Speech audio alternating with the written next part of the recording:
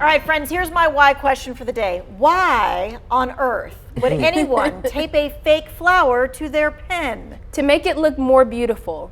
That's a good stop answer. people from taking it. To stop people from taking ding, it. ding, ding, ding. Yes, that's right. That's right, because we all need pens. We all use pens. And it seems like we can never find a pen. And they're the easiest thing to borrow and then not get back. You never see them again. You never see them again. It happens all the time. Right. Why is that?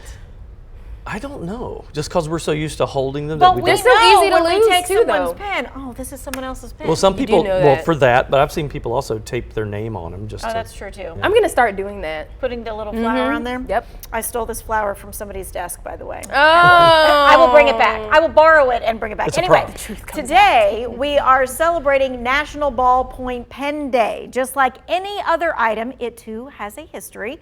So Laszlo Buro, a Hungarian journalist who wanted a quick drying ink to help with his reporting, developed the modern day pen. Now there's been other, patents and stuff like that back before.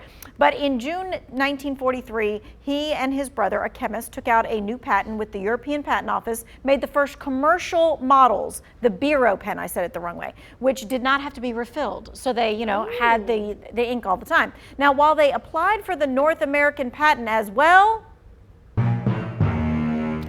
that's right, there has to be drama, people.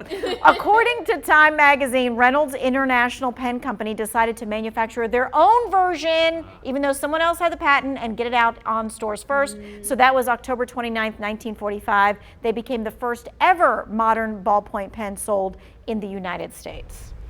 That's so a little sad. drama.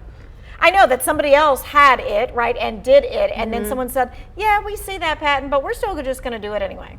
That is kind of sad. They must have done it a little differently so they didn't violate the patent, I guess. Yeah, I think they took them to court several times and just never won anything, and so it was Think kind of of the like too money bad. if you have the patent for the ballpoint pen. Yes, right? And of course, there's drama with every single thing.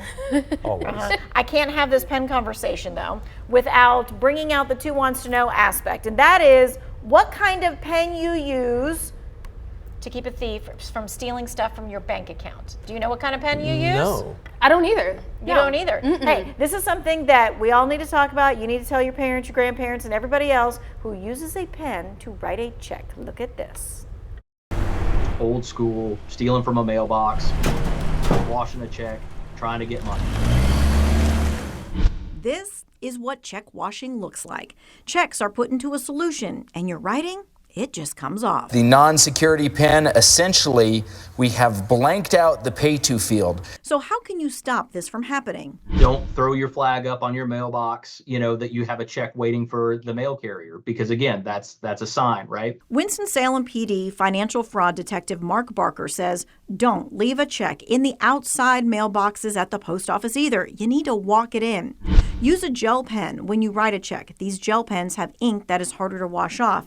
And instead of ordering the cheapest checks, make sure your check has security features that make the paper harder to tamper with.